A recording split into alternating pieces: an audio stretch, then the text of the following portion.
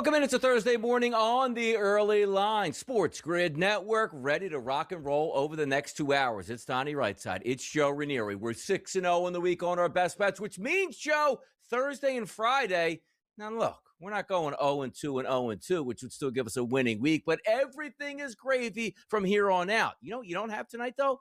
NBA action. So it's going to be Major League Baseball. It's going to be NHL. And also, the PGA Championship starts today from Aronimink Golf Course, and away we go. Exciting times. Hot topics delivered right to you today, Joe. I know you're ready to do your job because we're here and ready to go.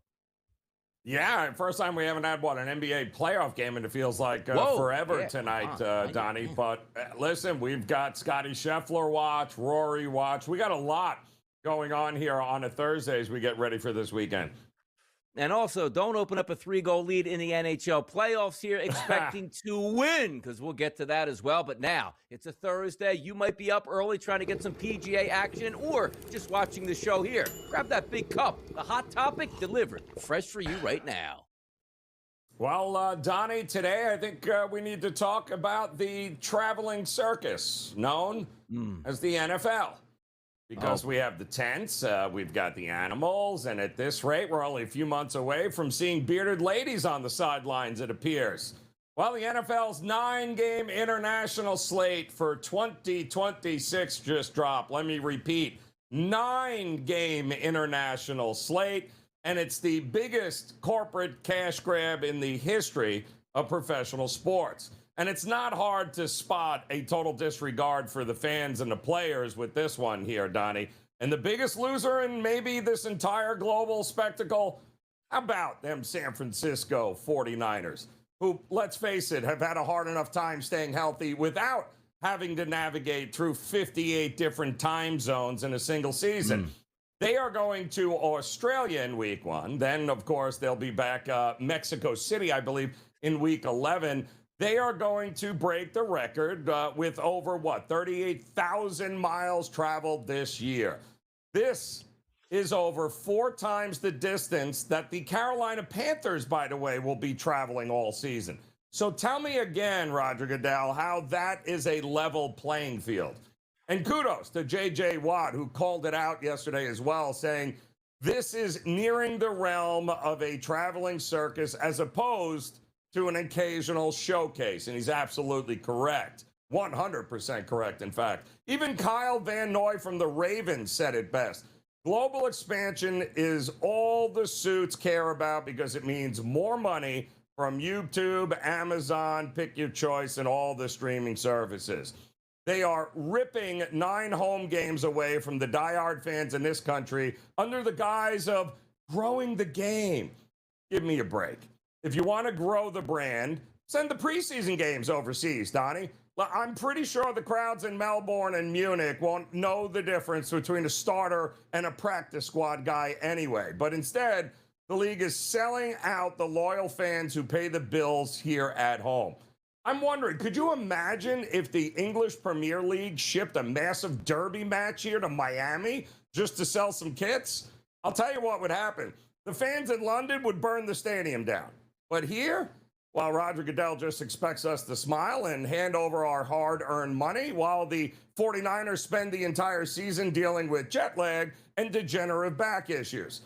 Maybe, just maybe, President Trump was right when he said, the NFL could do with a little less money. And how about it, Donnie? How about a little more common sense, Roger Goodell? The fans that built the league here are the players, and with the players and teams, they want to watch their teams at home. And Joe's right about this, and so many NFL guys are. A showcase game. Hey, man, once a year, we're going to travel to London, and we're going to pick 2 teams that nobody cares about, like the Jacksonville Jaguars, who could never sell out their home, and let's just throw in the Arizona Cardinals here. And we'll play them over there, and they'll enjoy it to the max, and they'll cheer. They have no idea what's going on, and then we'll come back home. But the fact now it's starting to gear up for, hey, maybe in a couple years we can put 5 actual teams in Europe, have their own division, and then they'll travel. Stop the madness at this point. It's all about money. It's all it is. Not about the good of the game. It's about the good of the pockets of the owners. Joe is exactly correct here. What used to be a treat, hey, one game, 9:30 in the morning, this is interesting in London, has turned into everybody must play overseas, regardless if you care about players going thousands of miles in the air to a place they don't know with food they don't like and on a field that's probably going to be slipping all over the place. And oh, yeah, good luck with that. And we'll see you back in the States in 2 weeks. Ridiculous times as it is in the NFL, Joe. Great topic to start on a Thursday, which then brings us up to the early lineup and more talk. Hey, Saints and the Steelers there. There we go. Set to play in Paris in week 7. And I love this too. You see the tweets online, Joe, right? Oh, man, look at that's cool. Like, so you're saying, okay, I have season tickets to the Steelers. And I don't even know who the home game is in there, but let's just say the Saints are the home team. Well, I pay like $225 for really good seats for that Saints game. Can't wait to go. No, you're going to be so excited to go to Paris. That's a $3,000 ticket for a flight, another $3,000 for a hotel room, and another $1,000 for tickets here, and then food and expenses. That's going to run you $7,000, $8,000, or $9,000. Wait, I was going to watch the Saints and the Steelers and pay $225. No. You'll like this much better, Joe. You will. Yeah, I'm just curious. Who's playing quarterback for the Steelers? Who are you sending over to play quarterback for the Steelers? Yeah. No, I don't know. But my point is, they won't know because we don't know. I can guarantee you nobody in Paris is going to have an idea who is under center for the Pittsburgh Steelers. Run it back, Joe. Super Bowl champions. They like to play at home to open up the season, and they will against who? The team that we just saw them play last in the very last game in the NFL, which was the Super Bowl. Patriots, Seahawks, run it back to open the season. I wonder if Rossini's covering that. No? Too soon? Okay. Let me, I'm just, is it going to be any more competitive, Donnie, than what we got? Probably not. Oof. No, probably not. Probably another blowout. Thanks so much for that, NFL. Well done. A.J. Brown with the Patriots. Could it be opening night in the NFL? We'll certainly find out. The Toronto Maple Leafs, they moved on in their front office and now moved on from their coach. Craig Berube out after 2 seasons there. You got to win a Stanley Cup in Toronto or you're out, but they never win the Stanley Cup, so everybody's always out. Yeah, maybe Berube can find a job with the Flyers. I don't know. Come on. I'm just saying, maybe come back home, baby. Come back home. Listen, Toronto's a hot mess. We all know it. And whatever it is they think they're going to do, it's just going to end in total disaster. Every Toronto Maple Leafs fan will tell you the same thing. Joe, if you want to stop tanking in the NBA, it's pretty simple. You miss the playoffs, everybody gets the same ping pong ball. You put it in there. Whoever comes out, that's the luck of the draw. There's no incentive to tank once you get outside of the playoffs. So the NBA is like, we'll one up here. The 3-2-1 rule, which means if you're actually really bad and you tank, just don't fall in the top 3 slots. Fall somewhere in the middle and you get a better draft pick than the actual bad basketball teams here. The NBA is so stupid in this tanking rule. They're going to mess it up again, Joe. Listen, Donnie, the sun's coming up, sun's going down. The NBA is going to screw this. There are just some things are going to they have not gotten it right in forever, Donnie. I have no idea why anybody has any faith in the NBA getting it right now. Running backs getting paid in the NFL. Devon Achane, they're down there with the Miami Dolphins. Cha-ching, 4 years, $68 million. Following up on his brethren there for the Jets. He got paid also, Breece Hall. Yeah, well, listen, they gotta at least have something on offense that can actually generate it, Donnie. It's a rebuild for Miami, but he is a guy that should absolutely be a cornerstone of what they're doing. PSG did it again, Joe. 5th straight time. They win League A1. Yeah. Okay. Well, enjoy the Saints because they're coming to your town anyway at some point. So have a good time there. Maybe, go see an NFL game because it's going to be there sooner rather than later. By the way, it looks like Tiger back in the United States after a rehab stint in Europe. Where did he go, Joe? Did he go to Ibiza? Did he go to Cannes? Did he? Where was he? French Riviera? That's what I heard. I thought it was French Riviera, but he looks good. Look at that picture, smiling. Yeah. He's all good to go. Release the files. Where did he get those pills? We'll be right back into Thursday.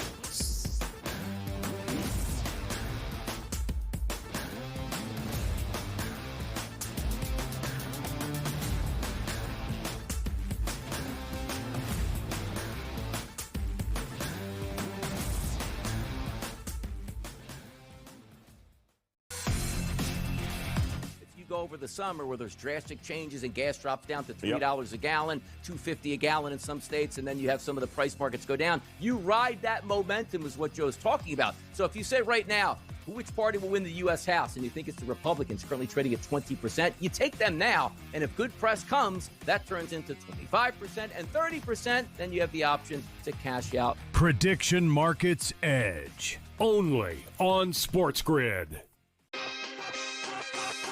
There is a pick tonight that Gabe has that, to some degree, I find completely outrageous.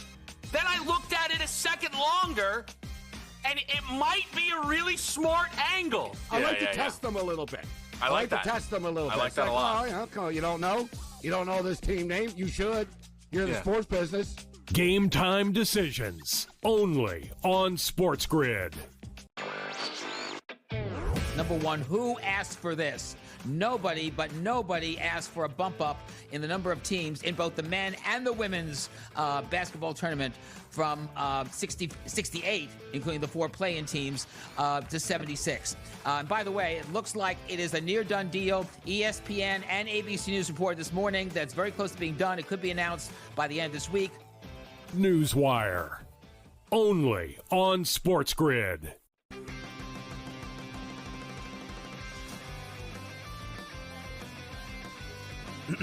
Class is in session. Today, let's talk about the teaser. A teaser is a multi-leg bet where you shift the point spread in your favor. You get better numbers, but every selection has to win. It doesn't matter what you bet if you don't have the insights. Tune into SportsGrid and get ahead of the class.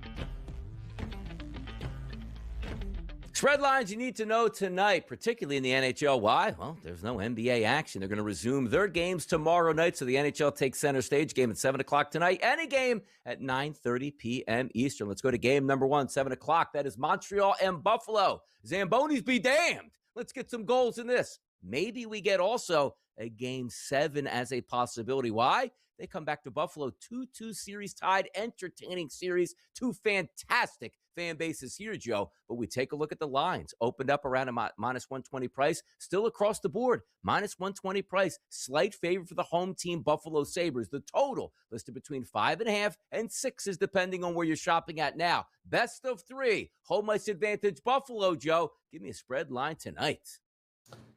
Well, Donnie, I mean, what a different game this would have been had Montreal actually held on and won in Game 4 there. But much like they didn't do against Tampa Bay, right? They had an opportunity there. Unfortunately, went back to a Game 5 with Tampa, which they ended up handling business in the all-important Game 5 in that series. They're going to have to do it on the road again here in a very tough environment with Buffalo. But they are going to have to be better on special teams, Donnie. They can't go 1 of 7 with a man advantage again and think they're going to hold down this Buffalo team, who, by the way, went 2 of 4 with a man advantage in that game. And that is why they're here, including, the overtime winner to get them back here, knotted up at 2 apiece. 5.5, Donnie's an interesting total in this one. It's priced like a coin flip, but I think the 5.5 is interesting. Are we going to get another one of these 2-1, maybe 3-1, even 3-2? Or are the goaltenders going to be in trouble here tonight? I tend to think we're going to get over 5.5 goals here. I think both teams are just going to let it rip here tonight. I think it's going to be entertaining. I'm looking at the over in this one. Got great hockey tonight, too. Game number 2 is going to be 9:30 p.m. out there on the West Coast. This one's going to be game number 6 and a 3-2 series lead for the Vegas Golden Knights. But as we just talked about with Montreal and Buffalo, minus 120s across the board. How about this one, Joe? The Golden Knights and the Ducks, minus 111, minus 108 splits here in a total of 6.5. We are looking forward to some great hockey tonight. Could it be closing time for Vegas moving on, or does Anaheim at home force a Game 7 back in Las Vegas, Joe? What's the spread line for you here? Well, this is, put up or shut up time here. Now, I didn't expect an under last game like we got, but that was another fantastic overtime game as well, Donnie. And I think it closed around 6 in that last game there. So we're starting to see the totals come back down as we get a little bit closer here, obviously, to getting to the conference championships here. I tend to think it's at 6 right now, Donnie. I don't think it's going to get any lower. But you know what happens in these elimination games, right? If the Ducks are down and trailing, boy, that's going to be an empty netter hanging around waiting to be scored, which could be enough to get us up and over this total. I think the Ducks need to score and score often if they're going to beat the Knights. I don't like the Ducks in a low-scoring game, so I'm going to look at the over here, over 6. I don't think we get back-to-back, low-scoring games in this series. 2 games in the NHL tonight. Let's flip it over to Major League Baseball. Some afternoon action and some night action tonight. Let's go back up to Fenway. That's the Philadelphia Phillies and the Boston Red Sox. Game number 1 went to the Philadelphia Phillies. Game number 2 went to the Boston Red Sox. Rubber match today. But, Joe, rain in the forecast and only around 50 degrees at Fenway with the wind blowing in of around 6 to 7 miles per hour. 2 lefties on the mound. And this should be a pretty good rivalry technically. Why? Ranger Suarez left the Philadelphia Phillies as a free agent to go up to Boston. Why? Because the Phillies wanted to sign Jesus Luzardo, who also is on the mound tonight. 2 lefties here. And look at this price, Joe. Minus 110s, minus 115s, minus 120s, depending on where you're shopping at. Almost a true coin flip once again. And a total, Joe, listed at 7.5. Do we get runs tonight or do we get a rain out? What's that spread line for you, Joe? Yeah, I hope we don't get a rain out because this is going to be must-watch baseball here tonight with these 2 guys on the mound. 2 lefties who have been phenomenal, to say the least here. Luzardo doesn't get enough credit because you're like, wow, the guy's got, a 5.5 ERA? What's going on? I had 1 bad outing, and that is it. The guy has been absolutely lights out for Philadelphia. And Ranger Suarez had a couple of early bumps in the road during the season, but boy, has he straightened it out. It feels like an under to me, Donnie. You got some weather issues. You got 2 teams. Philly knows Ranger Suarez, right? We already know this. So I do think that runs are going to be hard to come by here tonight. I like the under in this game if it goes off. How about the Giants and the Dodgers going to take place tonight? 10-10 out on the West Coast. You saw Shohei Ohtani on the mound yesterday. Another gem of a performance, Joe. 7 innings pitched, no earned runs, 8 strikeouts here. By the way, did you know he's 3-2 on the season with a .82 ERA? He's been nothing short of incredible. Ralph's going to go on the mound against Sheehan today. If we look at that line, opened up around that minus 165 price. It's higher at most outlets you're going to be shopping at, between minus 170s to minus 175s as a favorite to the Giants. Or excuse me, as a favorite to the Dodgers over the Giants. 8 to 8.5 is the total, Joe. What are we looking at tonight? Giants and the Dodgers. Well, I think we're starting to see the future of Ohtani because he's also mired in one of the worst offensive slumps of his career since we've seen him. He pitched last night, didn't hit the night before. So it's the first time we've kind of seen him in back-to-back games, Donnie, where he wasn't in the lineup. We'll see him in the lineup back here tonight, but the problem is, so what? When he's not hitting, they're not winning. When he's pitching as good as he is, they're winning. Well, he ain't pitching again here tonight. I tend to think this is, give me the dog here. I am not convinced the Dodgers have figured anything out offensively here. I think they're in trouble. I think the Giants have a pretty good opportunity at a pretty good price to get it done here. Plus 146 to get it done here. Let's flip it over to the WNBA doubleheader tonight. Game at 8 o'clock, game at 10 o'clock, and that's the game we're going to talk about on the West Coast. That's the Liberty traveling out to the West Coast to take on the Portland Fire. Total in this game looks juicy, 177.5. But you see the favorite, heavy favorite for those Liberty, Joe, 11.5. What's the spread line tonight in the WNBA? WNBA, it feels like, Donnie, less defense, more offense here with the Fire and the Liberty here tonight. I think when it's that high for a reason, and there is no way I would be looking to sweat out a under in any way, shape, or form, although we did get the under in the Fever game last night. By the way, the Fever picked up a dub. Caitlin Clark in the 20s. So many more topics coming up, which includes Major League Baseball next.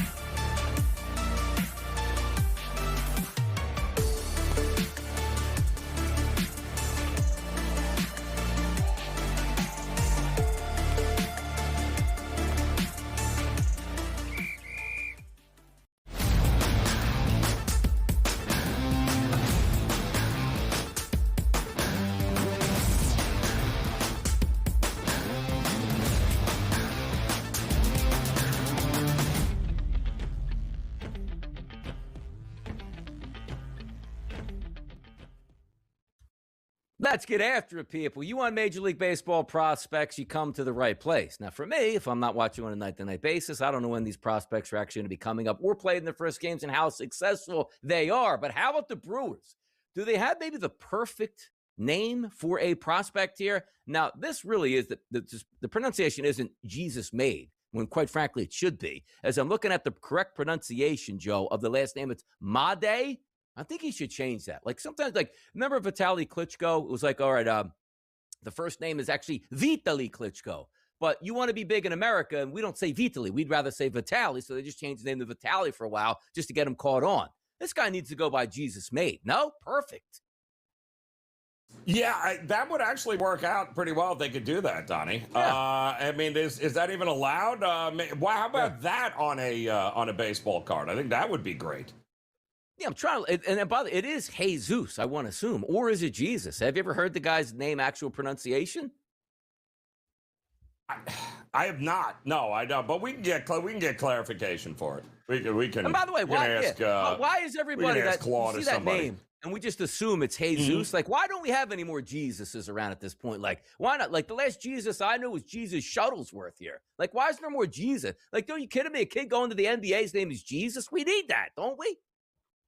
I agree. Unlike Mr. Luzardo tonight, right? Who is, in fact, a Jesus, though, correct? Okay. Yes. Okay. There we go. Switch the pronunciation over to Jesus, man. You could probably get a pretty. What? I agree. If you do that, do you get a maybe an NIL deal or maybe a thing from the Catholic Church? No, I mean that could be one of those branches you can really dip into and make yourself some money, Joe. But Jesus Made, Jesus Made, whatever you want to call him, coming to a Brewers game soon to you. How about this? Yasiel Puig. You remember that name? Caught everybody by storm. This guy was a phenom for the Dodgers.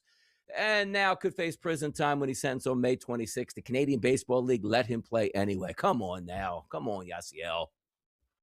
I watched him taking like at bats, Donnie, in that league, and I was laughing because everyone else was like 20, and here's Puig like the old man, and you know what? He still got it though. He's still lighting them up there, man, in the Canadian Baseball League against a bunch of dudes that are half his age. Very impressive stuff there, Jesus. He caught LA by storm for a while, man. This guy was the biggest superstar in LA for a short period of time. It was fun to watch, and now he's in the Canadian League. I've been trying to make a comeback. I don't know what he's trying to do, but he's not going to be back in Major League Baseball. Have you ever done this before, Joe? Struggling at the plate over there in Oklahoma State or in high school? Cat Raleigh took a shower with his entire uniform on yesterday and broke an 0 for 38 slump. This was previously here. How about that? Would you take a whole... Now, also, would you take the shower and just go through the motions? Like you just, okay, let me just get wet and get out of here. Or do you like, hey, shampoo in the hair, shave, soap all over the place, wash up, and then you get out? Well, here's some advice, Cal. How does that work? Don't ever do that again because you went 0 for 4 last night. So whatever it was that you did after, let's not celebrate, take the uniform off, let's not shower, whatever it is, because you went 0 for 4 again last night. So do us a favor and just go back to what you did the night before where you managed to scrape out a couple of hits here because you didn't do it last night in that game against Houston. Yeah, the only time I ever did that was like in high school where you'd go out and have a real muddy practice. So instead of like getting, and again, my high school wasn't doing your own laundry. You had to take it home. So you weren't going to take muddy pads into your car. So you just go in the shower, knock all the dirt off, and they're soaking wet. But at least you get to take them home at that point. But maybe we should have tried that to win a bigger football game. I don't know. Maybe it's something here. Yelich. Oh, no, come on now. We just got Yelich back. Now we're talking back injury, Joe. My goodness, what's the deal, Yelich? Get back in that lineup. Don't be a little bit sore.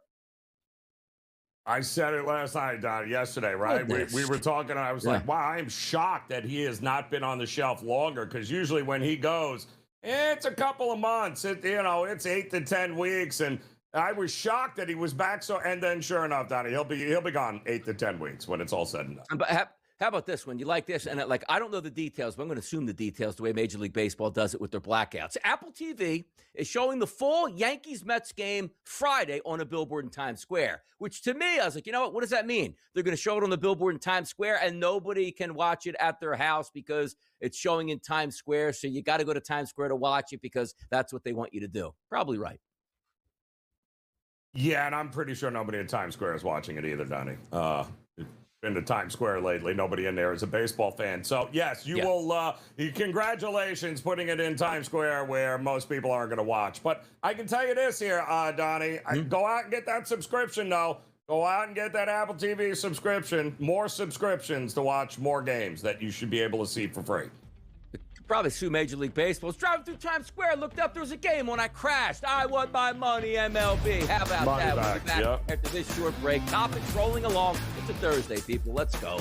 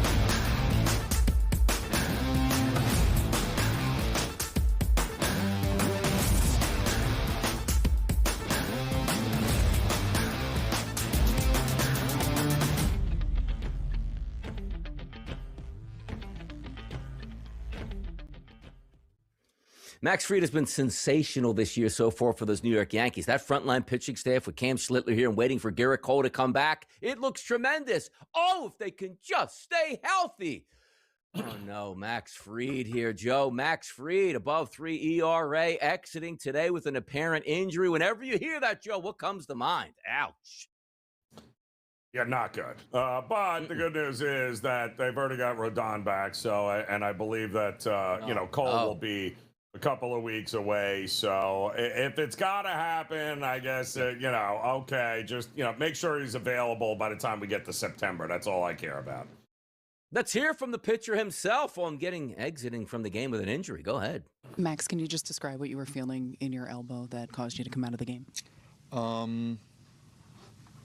Yeah, I would say it's hard to completely explain, but just whether it's like a hyperextended or just like banged kind of that back of the elbow, the tricep area. Just a little uncomfortable, tight, especially in between innings. It's hard for me to kind of warm up, loosen up. First hitter of the inning would be like 88, 90, 91. And by the end, fourth, fifth hitter, 20 pitches in, I'm able to kind of get things loosened up. But just wasn't sharp, and it was just hard to kind of keep bouncing back and definitely wasn't helping the team. And just at a certain point, we were just say, hey, like, I could have kept pitching, but it just, at that point, it was just like, hey, let's make sure that we can kind of calm this thing down and, try to get ahead of it. Sure, here's a Godfather reference I want to use for this. Won't see him no more. No. He's trying to be nice about it. But listen, he hasn't really been right for a while now. Yeah, I mean, it's one thing when the Yankees are scoring 12 runs for him, but I mean, they put up a giant goose egg again yesterday. So not good there. But I got to tell you, everyone else has leveled up. Weathers, Warren, Rodon will get the rust off. He'll be fact. And, they'll be fine. As long as it's not, I don't know, he's out for the year type of thing. I think they'll be good. All right, let's hear from Aaron Judge on the injury here to Max Fried. Aaron, Max has meant so much to this team over the last year plus. Just how concerned are you that you guys can lose him for any substantial amount of time? It was always a little concern anytime any of your pitchers have any issues, anything with the elbow, shoulder, stuff like that. But, I'm hoping to hear some good news. Max is a tough kid. He's meant a lot to this organization since he came over here. That's why we went after him and signed him. And, like I said, I got not a lot of info, but hopefully we hear some good news soon. And I think that's one thing that's helped us, honestly, this year, though, is our depth. We got a lot of depth around here, so if something happens, I know guys will step up and fill that role, but I think we're going to be in a good spot. You ain't going to beat anybody, Joe, scoring 0 runs in a game. How about that? Yeah, no, exactly. I mean, don't ask him about Fried. Ask him the fact that how is it that, the one team that you've beaten the snot out of over the last, you can't even score. Like, how many games in this series did you win, Yankees? Exactly, because it wasn't a lot, and neither was the run production either. So ask him about that next time, not Fried. How about asking about a catcher in the Big Apple as well? Alvarez goes down here. I mean, the Mets just can't catch a break right now at this time. So now let's go over there to Mendoza, who's living on a string as well here. Let's hear from him. Oh, yeah. What's your understanding of how long Alvarez is going to be out? We don't know. He's going to have surgery. So we're trying to schedule that as soon as possible. And once they go in there, we'll have a better understanding of what we're dealing here with. Hopefully it's the 6 to 8 weeks, kind of like some of the other guys are going through it. But given the position that he plays, we're probably, but again, I don't want to sit here and speculate. All we know is we have to wait until they go in there and find what we got. And by the way, the New York Mets, going through it a little bit, the record that they have, and also Mendoza's the manager. Will he stay? Will he go at this point? And then there's Juan Soto, who's like, half the time, I don't even feel like playing. He exits the game yesterday with a little bit of discomfort in his foot. X-rays came back negative, but Soto, St. Yelich. I mean, what's going on in Major League Baseball? Some fragile players right now, Joe. I feel like we do this every year, Donnie, don't we? Right around this time, we're all scratching. I mean, we were going like, wow, how long is Acuna going to stay? Acuna gets hurt, right? So, yeah, okay, there you go. Yelich, right? Like, Yelich got hurt. What a show. He's back. No, he's not. Stanton? Oh, somebody oh, no, he's hurt too again. I mean, it's just the same guys every year, Donnie, that go through these things. They just can't stay healthy. It's amazing. Best pitcher in Major League Baseball. What if I told you it was Shohei Ohtani? He was spectacular on the mound last night, 7 shutout innings. And here is his skipper talking about him. How do you just kind of describe this team win that you guys had today? It was a team win. Obviously, it started with Shohei on the mound and 7 innings and throwing a shutout. Got a little help with that double play at the end of his outing. But I mean, I thought he was really good tonight. And offensively, I just thought that situationally, we just had a lot of good intent, good at-bats, and certainly to have a couple homers tonight from Espinal and Mookie was helpful. Shohei's been nothing short of spectacular on the mound today. Maybe concentrate more on hitting. The Dodgers will be just fine. If they want to sign somebody, they will. They'll pay more money. Just what we do here, Joe. But Ohtani on the mound, 0.82, Joe, ERA. That's pretty good. That is good, but I mean, he did get a homer earlier in the week, which, I think he had gone, almost 3 weeks without a home run. I mean, it has not been a good year for him at the plate, but is it a coincidence, Donnie? This is also his first season back full-time on the mound. I mean, he didn't come back until, August of last year, they started bringing him. So now all of a sudden he's on the mound. He's not going to. He wasn't in the lineup last night. They're saying he's not going to be in the lineup tonight. So Maybe it's maybe we're getting to that point where, hey, Ohtani, pick one. Are you a pitcher or are you a hitter? Which one is it? What do you want to be here, Joe? We talked to open the show about a rematch of a championship game. This was the NFL, and that was the Patriots taking on the Seahawks here. Game number 1 in Seattle to open up the NFL season. How about in college basketball? Title rematch coming. November 6, 2026. That's Michigan versus UConn. They're going to play in TD Garden on November 6th. Now, like the fact that they do this, but Joe, November 6th, we're not ready for college basketball. I'm sorry. Do you know when this game should actually be? The Tuesday after the Super Bowl to kick off the real start of college basketball season. November 6th, which means they'll play that and nobody will remember that 4 months later when we head into March Madness. No, absolutely not. But I got to tell you, I mean, it's the same thing with college basketball.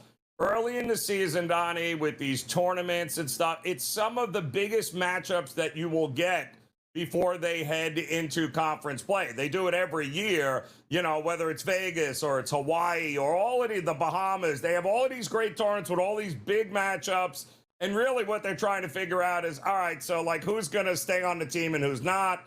And then you move on. And most people are like, come January, like, hey, didn't they play UConn earlier? Yeah, nobody remembers it, Donnie.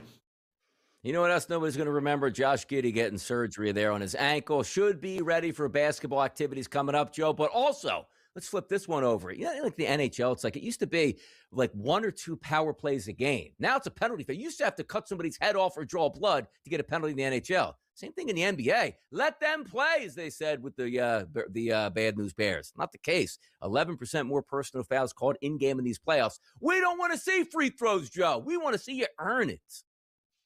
And yet, the Pistons are screaming and yelling that they didn't get the foul call at the end of the game at regulation yesterday. So much for the 11%. Well, we got 11%, but just not when it works for certain teams, apparently. OG Anunoby expected to be back for game 1 of the conference finals. Why? Well, it seems like he got injured like back in September. It's been so long since the Knicks have played here. OG's hammy on the men, Joe.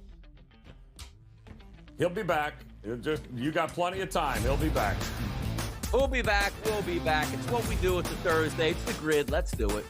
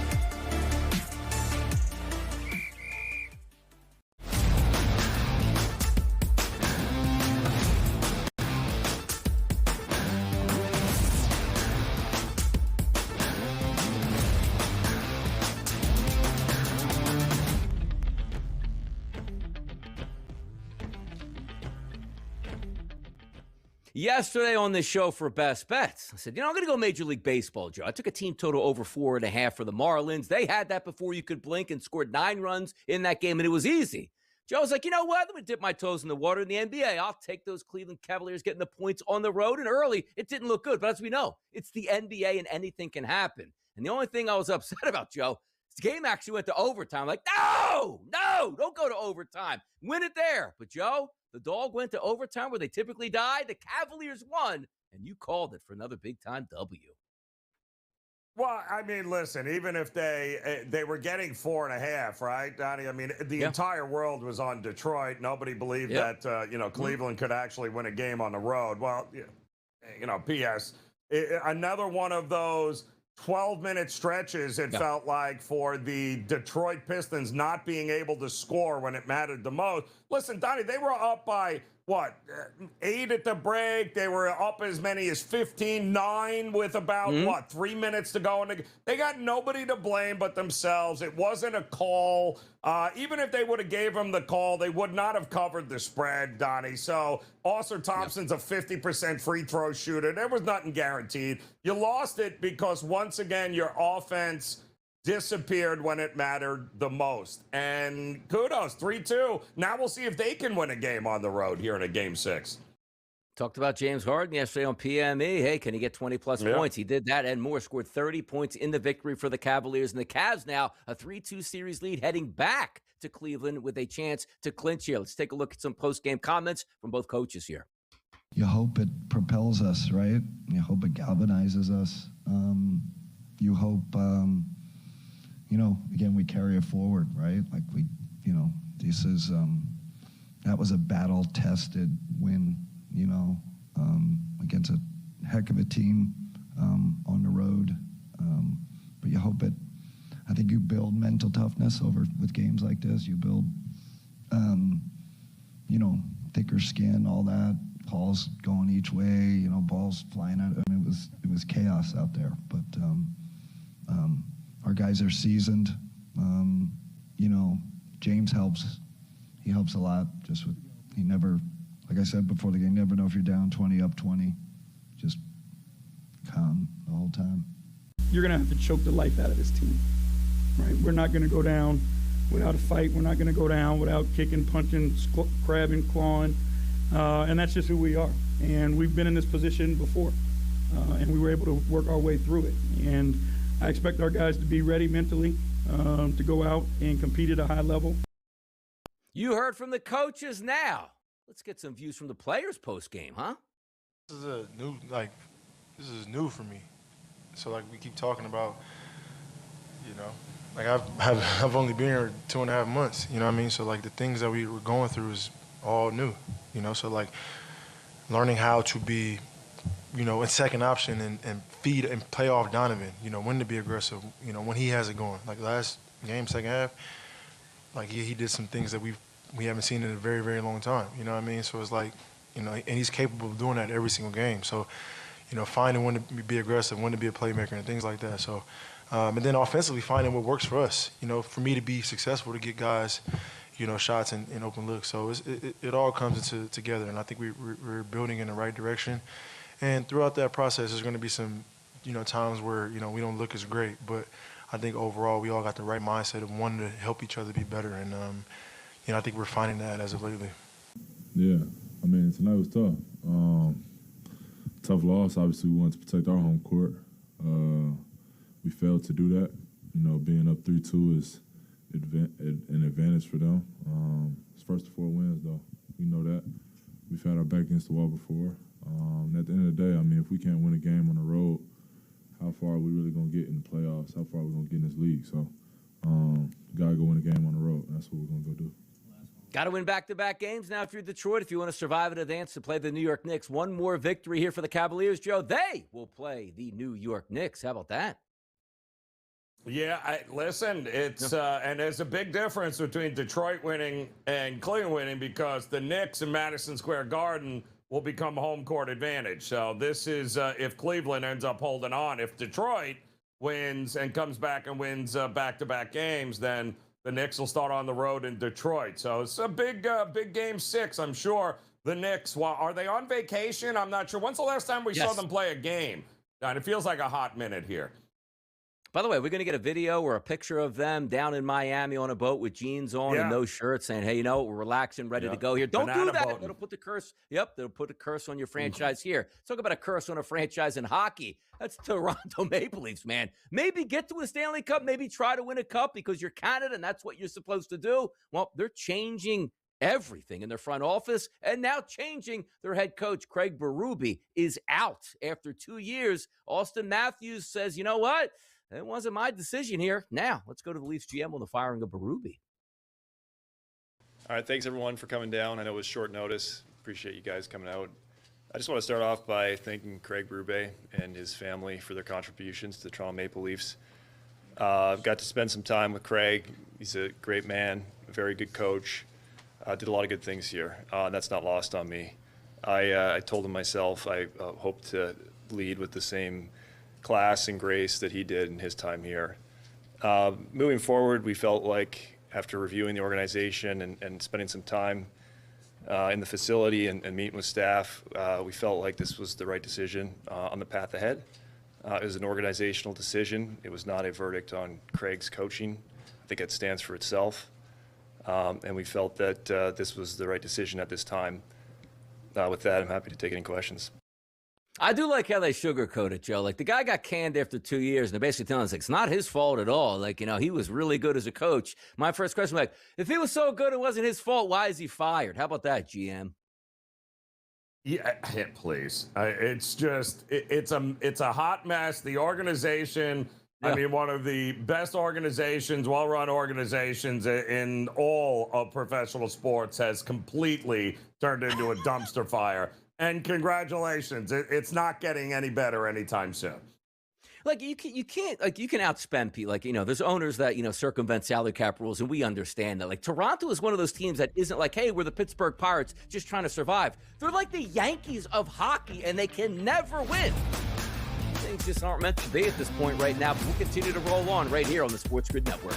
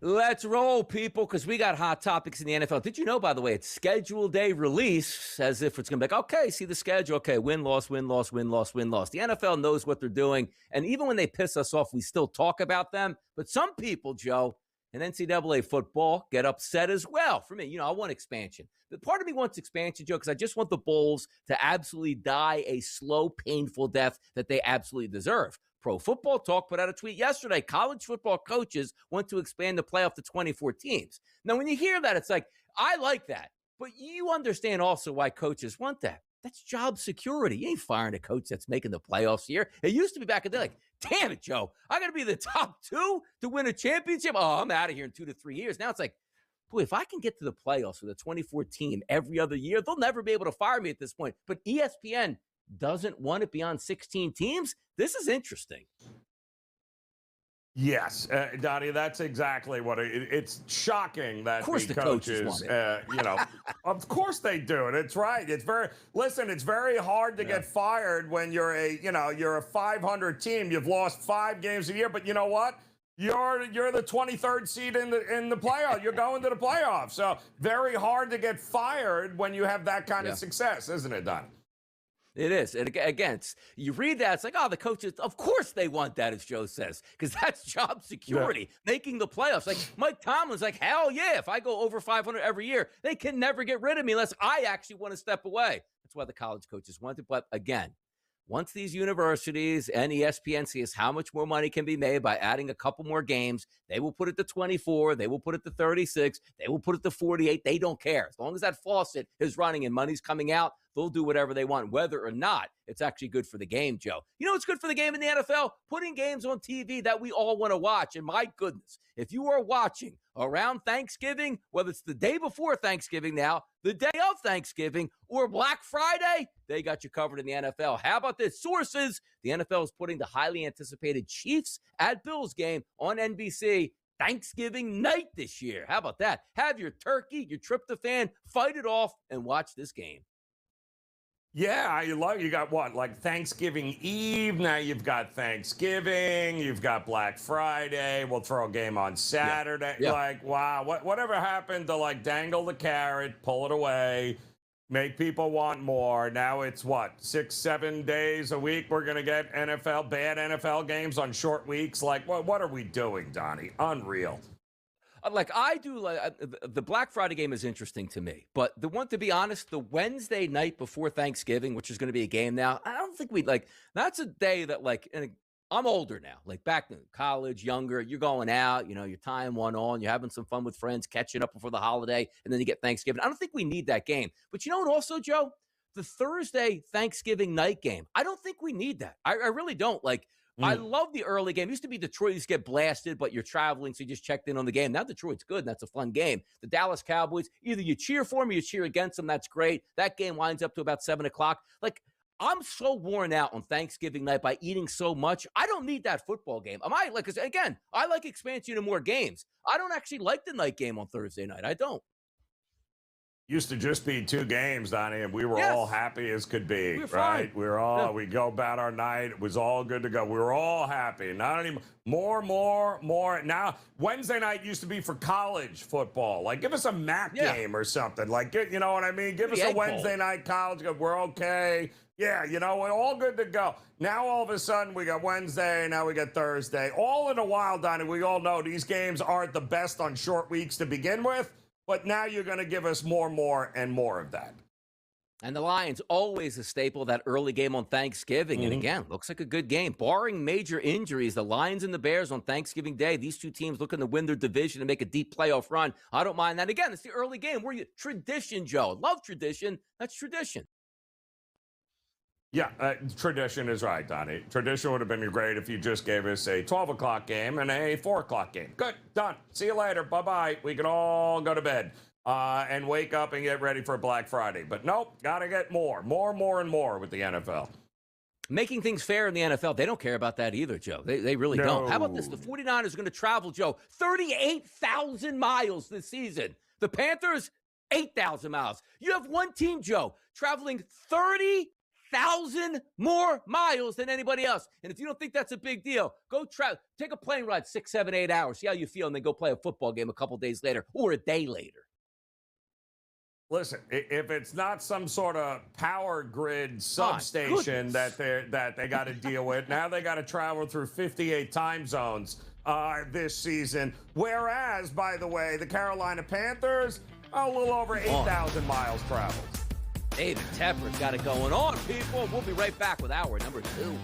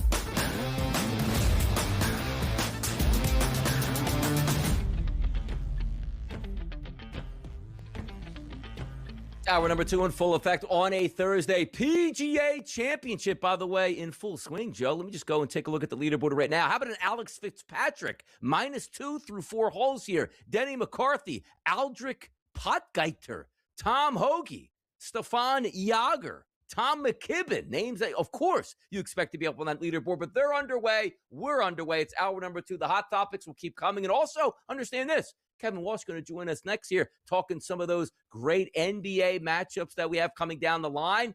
Who's going to win an NBA championship? What we thought last night of the Cleveland Cavaliers' overtime victory and much more. Halfway through the show, you're going to get best bets. Why? Because you need it. We're 6-0 this week. I don't think we've had a perfect week, Joe. Let's make it 8-0 today and 10-0 on a Friday, which will be the ultimate payday here. So we got topics to get to, PME coming up, guests, and much more, Joe. It's the only place to be. SportsGrid right here. Got a lot happening so far. Been a very profitable week here, Donnie, for us, and we're looking to keep that rolling here. And a lot. Listen, first night in a while that we had without some NBA playoff basketball here, so we could use a little breather. We can use a little breather, and we love entertainment, which is what Joe and I do for you each and every day right here on the SportsGrid Network. So let me sing this to you right now, Joe. I got lyrics up for me. You let me know what group this is. Sidestep right, left to my beat. High like the moon, rock with me. Who's that, Joe? Do you know? Do you know who that is? That Justin Timberlake? Is that an in sync? Where are you going with that? No? Boy, that sounded a little... Now that I got that heat, let me show you because talk is cheap. Sidestep right, left to my beat. That's BTS. Why are we singing BTS on a Thursday morning, Joe? Because the World Cup needs BTS. The World Cup needs Shakira. We all need Shakira, by the way. And the world, I don't know if they need Madonna, but they're going to get Madonna here. The World Cup breaking out everything to give the people what they want, Joe, with entertainment. What do you think about that? Oh, a little, wow, you're really pulling out all the stops there, huh? With Madonna, where are we rolling her out from exactly? Yeah. Where has Madonna even been? Is she, or did you mean Lady Gaga? I can't remember which one. Is it, Madonna. No, she is still around. All right, well, 6 1/2. That's fine. Should be a great show, Donnie. I cannot wait to watch the festivities of all of this. By the way, and also the official announcement was FIFA announced that Shakira, Madonna, and BTS will headline the halftime show during the World Cup final on July 19th. It gives the fans what they want, as we surely get to hear Shakira's Waka Waka, the soundtrack of the 2010 World Cup live. There you go, Joe. We are ready, giving like every continent, giving you something for the people. That's it, man. That's the way we do it. Yeah, I can't wait when Madonna comes out and does Vogue, and all of the 16-year-olds are like, "What is that? Like, what is going? Like, who is that? What are they doing?" Yeah, it'll be a lot of fun. Nah, as soon as you hear this show, bam, bam, bam, bam, and you can dance. So, come on now, we're going to be partying like it's 1985 all over again with Madonna at this point right now. Let's get to those hot topics here because the NFL is going to dominate today. Why? Schedule release in its entirety today, and the Saints are on their way to Paris to play the Pittsburgh Steelers. Question is Pittsburgh Steelers going to have one of those older frequent flyer mileage guys on that plane known as Aaron Rodgers, huh? Listen, I've read more about Drew Aller than I did when he was at Penn Footwork, State. Joe. Footwork. Because I think Pittsburgh right now is like, we have no idea. We might have one quarterback on this roster taking it to Paris to kick off the season. So, yeah. But you know what they do have, Donnie? They have the single most expensive defense in the NFL heading into this season. So that should be fun to watch. And by the way, not fun to watch Drew Aller with his dropping back where it's like, man, his footwork is terrible. And then they're saying, well, we have to completely reconstruct this guy from what he learned in college. Shout out James Franklin, ruining quarterbacks left and right here. The Seattle Seahawks, they know, Joe, who they're playing opening night in their own building to bring the Lombardis out. It's the team that they just beat to actually get that Lombardi. It's the New England Patriots and the Seattle Seahawks opening night on a Thursday. No, Joe. It's a Wednesday. Oh, it's a Wednesday. That's great. Yeah, and I'm sure as I'm sitting here, Vrabel would, that cannot come fast enough. Vrabel's just like, can we play some football games, please? Like just give anything other than having to answer to photographs from 6 years ago would be great. Now, can we handle this like a Michigan suspension, like Harbaugh? It's like, okay, Vrabel, you got to get suspended a game, but this is too big a game to suspend you, so you're going to be able to coach this game, but you'll be suspended for game number 2 against a team that you should be able to beat at home. Something to watch, because that's interesting. The NFL, and what's probably one of the biggest, if not biggest games of the year, which is opening night, could have a controversy on their hands of whether or not their coach is actually going to be there to coach that game. I'll tell you about coaches coaching games. Craig Berube, he ain't coaching no more there for Toronto. Let go because the general manager said it's not his fault. Well, whose fault is it then? Berube's out. Berube is out. Toronto Maple Leafs are pretty much out. Their fans are just like, whatever, we're done here. Not that it was Berube's fault, but, I mean, this was just a terribly constructed team and has been for a while, and I don't know that it's getting any better anytime soon, Donnie. I really don't. By the way, if the Chief goes back to Philadelphia as like an assistant coach on the side, like who's taking down Tocchet and Berube on the bench when the coaches really get into it? Nobody. Let's see if the Chief ends up back with those Philadelphia Flyers. The NBA, they're like, okay, we're going to settle on our anti-tanking rules. There's been a couple decent proposals. One of the stupid ones is the one they like the best, Joe, which is no surprise. It's the 3-2-1, which means if you're a bad basketball team, don't tank too hard, tank a little bit less, and then you get a better pick than the teams that are tanking better than you. But if the teams that tank better than you want to actually get a better pick, they should tank less at the end of the season. It's too much, Joe. Too much. It's just math is hard. Too much. You're expecting fans to have to try and figure out, like, wait a minute, should I? How about handicap? Should we bet them? I don't know. Are they relegated? If they don't, like, how does this work? Are they? What are we doing here? Yeah, you're just going to encourage more tanking. That's what they came up with, Donnie.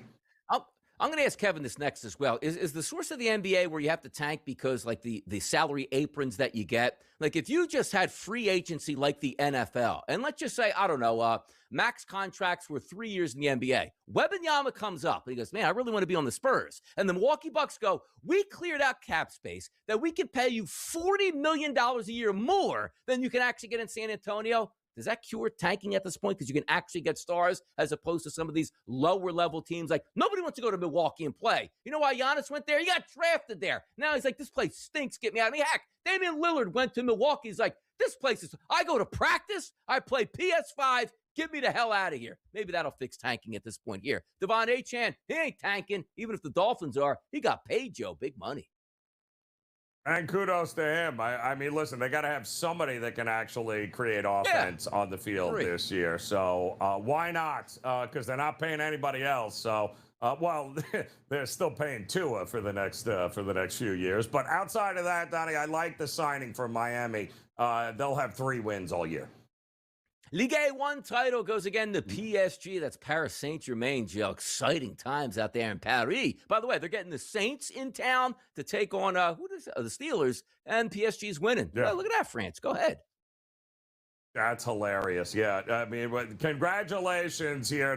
To honor you, we're sending you Drew Aller, the Pittsburgh Steelers, and the Saints. That's what you get as a reward here. The NFL says thank you very much. Job well done. Tiger back in town after a rehab stint somewhere in Europe. And by the way, TMZ, we can't get any photos of where Tiger actually went. That's going to be the next question that comes up. But also, more importantly, those prosecutors might get a chance to talk to Tiger now that he's back in town, Joe. Oh, you can count on that. They're probably on his front lawn right now, serving him a warrant as they rip apart his house. Again, you had to call the lawyers, Tiger, right? Couldn't just pay the fine, do the traffic school, and go on with yourself. Nope, had to call the lawyers. Now, how many rounds of golf did that stay there for Tiger Woods include with his rehab, Joe? There's no way he didn't bring his golf clubs. Like, the dude was probably golfing at least 18 a day, working on his chipping, back in the States for maybe an Open Championship run. We'll be back with Kevin Walsh next.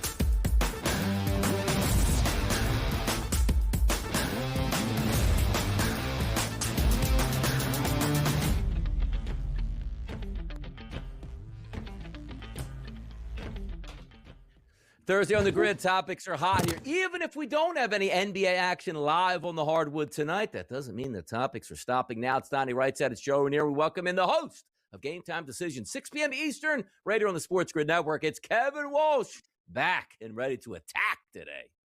What's going on? How we feeling? Yeah. Feeling good? You got the glasses in. Well, I know you're serious with the shows. You put the glasses in. When the glasses aren't here, I know we can mess around a little bit. So let's just stay focused right now on the task at hand. I'm going to read you a quote that basically is exactly opposite of what this quote is supposed to say from Mr. Silver in the NBA. Ready for this one? Quote, what we've essentially done, and we have a proposal that we're going to be bringing to our team owners at the end of May, is to create a system of flat odds, so that you have no particular incentive to be bad. And then he goes, yeah, the bottom 3 teams in the league have worse odds than the rest of them. That's flat odds, Kevin? Help me with the worst proposal you could possibly have that nobody will understand, that says if you're really bad, you don't get this pick, but tank at the right time, you can get your pick, and away we go. What is the NBA doing here with us? No idea. No idea. Somehow Adam Silver's been convinced that the biggest issue in his entire sport is tanking. And it's not, by the way. And his plan is actually the worst teams will now have less of a chance to get the best players. Not the same chance, because to your point, that would be flat odds. No. The worst teams have a worse chance. So a team like the Brooklyn Nets are looking around and going, should we just move? Do you want to cut the expansion out? Do you want us to become the Vegas Nets?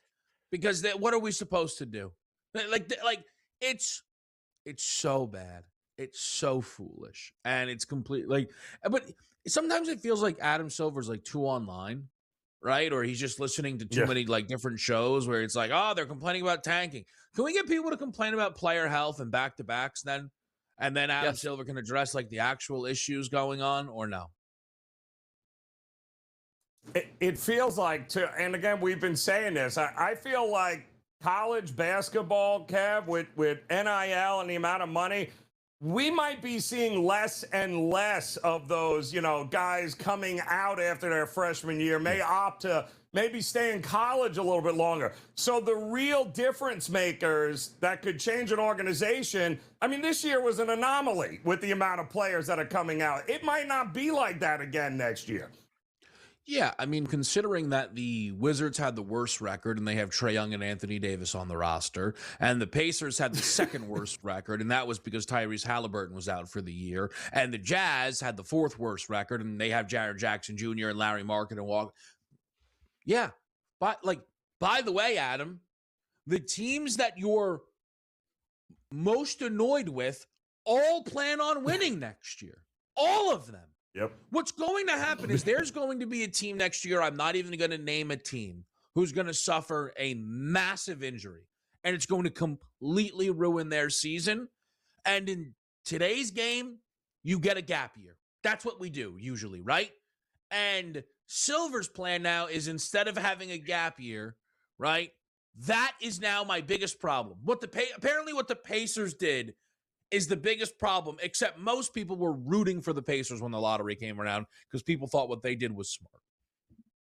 And I'll tell you, the one thing it all comes back to, Kevin, as well, is you look at the way the NBA is set up, and players understand this. They know the data. Hey, if I sit out back-to-backs and I keep the wear and tear less, I might be able to squeeze an extra 2, 3, or 10 years like LeBron James out of my career, which means infinity dollars. I understand that. But it is so simple to say, can you imagine if the NBA just didn't have back-to-back games? And I don't know, average of a game every 3 days so you can rest in between, get to your travel city, settle in for that game, relax, have a shoot around, a nice dinner, and play the next day. Everybody would be more refreshed. You wouldn't have them. It's just going to have bad teams. But the things that get people upset, Kevin, are not like, man, I can't believe the Sixers went there full gas and got blown out by Denver. Joel Embiid was terrible in that game. Nobody cares about that. You know what they care about is Embiid going, Slunt's not going to play in Denver. And, oh, by the way, scheduled loss for us, so let's just sit 4 starters down. Right. That's the issue. If you got – we have bad football all the time, Kevin, but you know when you don't have in Week 13 – you know what? Tampa's got their big game next week against Carolina.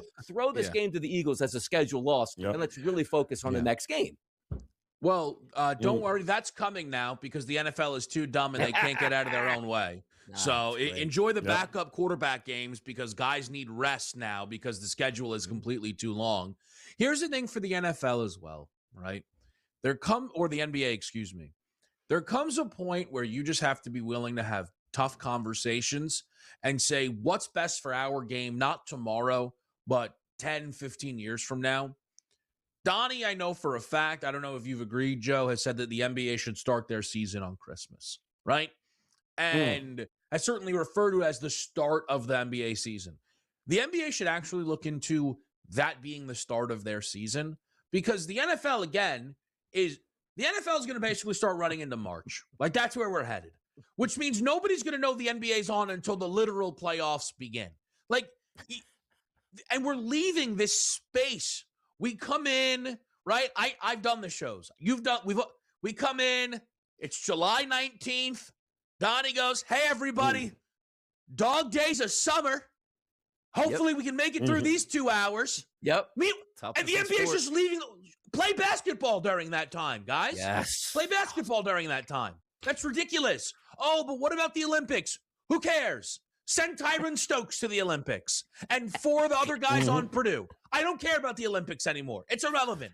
We win every year, and if we don't win, it's a disgrace to the sport. Nobody even cares. Everybody still just put the Dream Team tape on. Enough. Fix your sport. Fix your sport. Maximize your opportunities.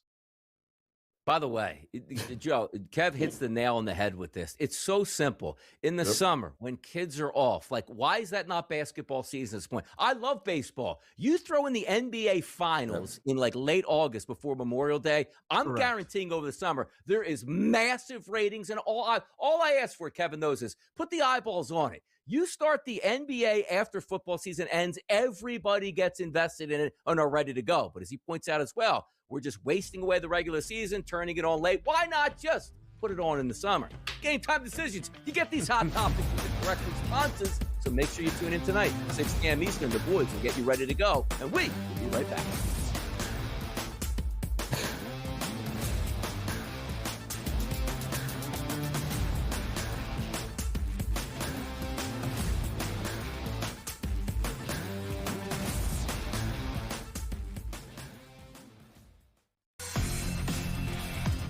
Over the summer where there's drastic changes and gas drops down to $3 a gallon, $2.50 a gallon in some states, and then you have some of the price markets go down. You ride that momentum is what Joe's talking about. So if you say right now, which party will win the U.S. House, and you think it's the Republicans currently trading at 20%, you take them now, and if good press comes, that turns into 25% and 30%, then you have the option to cash out. Prediction Markets Edge, only on SportsGrid.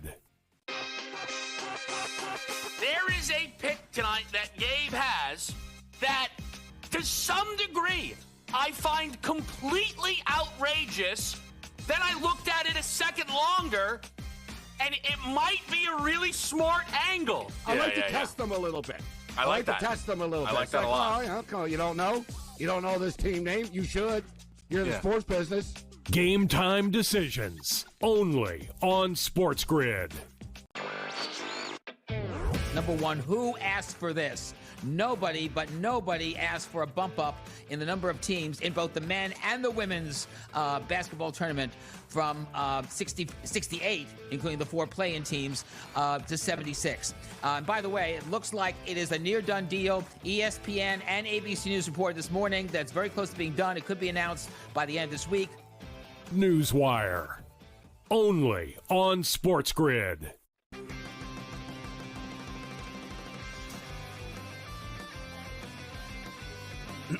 Class is in session. Today, let's talk about the teaser. A teaser is a multi-leg bet where you shift the point spread in your favor. You get better numbers, but every selection has to win. It doesn't matter what you bet if you don't have the insights. Tune into SportsGrid and get ahead of the class.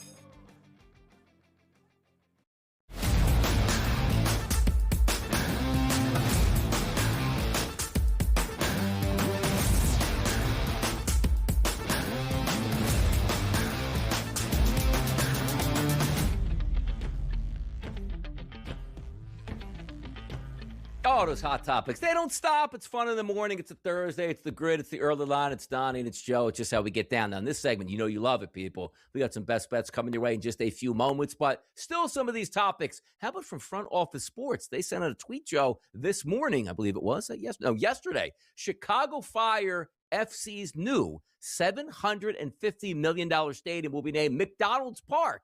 The first time McDonald's has had naming rights to a major U.S. pro sports venue. There will be a permanent McDonald's restaurant in the stadium. What's that cost going to be, though, Joe? How much for a Big Mac? $19.99?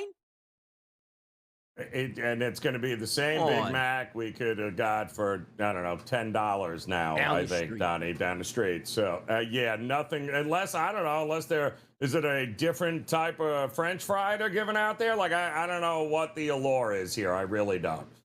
And by the way, they're going to have all kiosks in there and nobody to help you at the front. So you just got to scream at the people making the fries in the back. Where's my order? By the way, if you haven't been to McDonald's lately, back in like the 80s, 90s, and 2000s, you could walk in there, somebody smile. Hey, how can I take your order? You ain't finding that anymore. Good luck putting your order in at McDonald's these days with the kiosks at this point. More hot topics. The Athletic tweets out, Joe. The New York, New Jersey host committee has slashed the cost of its FIFA World Cup shuttle bus service to MetLife by 75%, reducing the fare from fans from $80 to $20 during the tournament. I mean, just Joe, we had years to get ready for this in New Jersey, and we still don't know what we're doing here.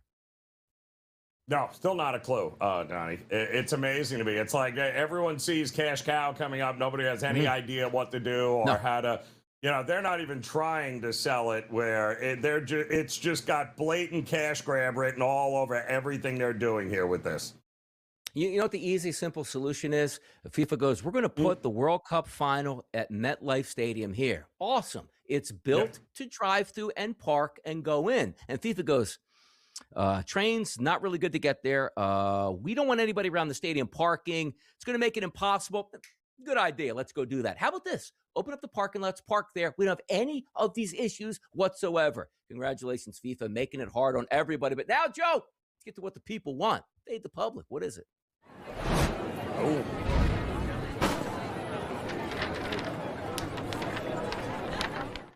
I mean, this is easy, Joe. This is easy as it gets. At SportsGrid today, what are your thoughts on the NFL international schedule? You know, it's at 0%. We need more. Exactly. I have an issue. Just know and make it stop. Basically, actually, they do add up to 100%, which means nobody wants it. Nobody, Joe. No. And why would you, Donnie? I mean, let's be. Why would they want it? Nobody cares. Nobody wants it. But yet, you know, what do we always say, Donnie? Follow the money. Is that basically what it's all about here at this point? I'm not buying it, though. I happen to agree with the fine public here today. Thanksgiving Eve game, 3 on Thanksgiving and 1 on Black Friday. Get ready. And I'm telling you right now, Joe, we're greasing the skids for, Eagles, Patriots, Super Bowl in 5 years. Brazil, Joe. Okay, come on now. It's coming. It is coming. I'm with you. And you know what it is? You know what's happening right now? Yeah! Look at that. They pulled the ripcord on us too early, Joe. We couldn't even set up a perfect 6-0 week as we enter into uncharted territory of a perfect week for the boys. Where are you going tonight with your action, Joe? Well, I mean, I go where the advantages are. And even though the White Sox have won 4 in a row, they have a monster edge on the mound here with Chris Bubich going for them, going up against Anthony Kay, who's basically a gas can waiting to be lit here. And the Royals are mired in a losing streak right now, and they don't want to get swept by their division foes here. So I think this is a pretty good price. The right pitcher at the right time on the mound. I like the Royals to get it going here today. I like them to get at least 1 in this series, and I think it starts with Bubich on the mound here today for the Royals. Walks and hits the innings pitched here for Anthony Kay, 1.57. Not too good. But how about this? XFIP minus number, 126 for Anthony Kay. His ERA, which I don't really pay attention to, but anytime it's high, I like to use it to my advantage, 4.89. But how about this? XFIP number, 5.21. Sierra number, when you hit 5, that's the danger territory, Joe. He's at 5.01. So for me, Joe likes the Royals to win this game. In order for them to win, they got to score some runs. I took a team total 4.5 yesterday with the Marlins, crushed that one. I'm looking for more of the same tonight. Royals team total over 4.5. No juice, baby. Plus 100. The boys joining forces to double down, Joe, on a 2-0 Thursday. That could send us into an 8-0 Friday. That's what you get from us. You know what else you get? Predictive Market Edge coming up next on TEL on a Thursday. Let's do it.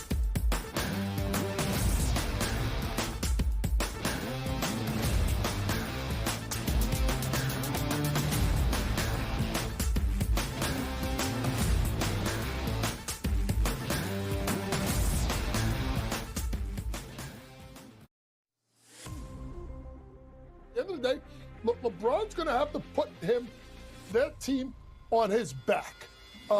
Can he do it?